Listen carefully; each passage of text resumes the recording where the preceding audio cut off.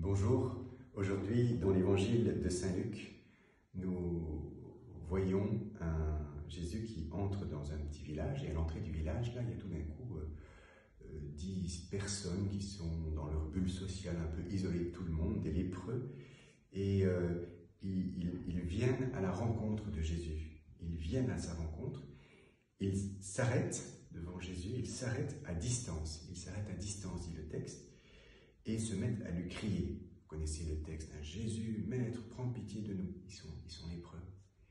Et puis Jésus les envoie se montrer aux prêtres, et en ce chemin, ils sont guéris.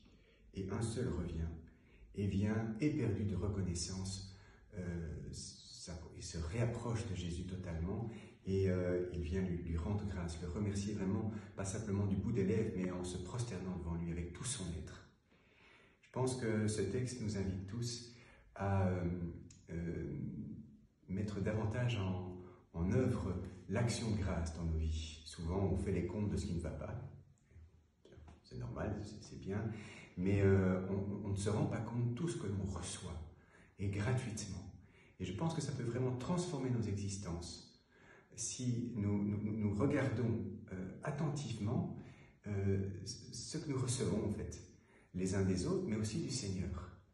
Tous les moines et tous ceux qui prient le bréviaire commencent la journée, chaque journée, en disant « Venez, crions de joie pour le Seigneur, acclamons notre rocher, approchons-lui en rendant grâce. » Approchons-nous en rendant grâce. Est-ce que nous approchons de la vie du Christ dans l'action de grâce ou au contraire dans la revendication?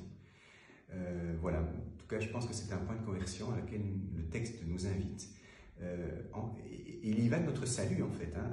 Le texte se termine en disant « Relève-toi, ta foi t'a sauvé ». Bien, je nous invite vraiment à nous approcher du mystère de la vie. Et parfois Dieu sait si elle peut être dure, elle peut être isolante, elle peut être aussi pour ces gens-là qui sont lépreux, qui sont tout seuls en dehors des autres, bien de pouvoir vivre dans l'action de grâce. C'est là qu'en fait, en grande partie, se joue notre salut.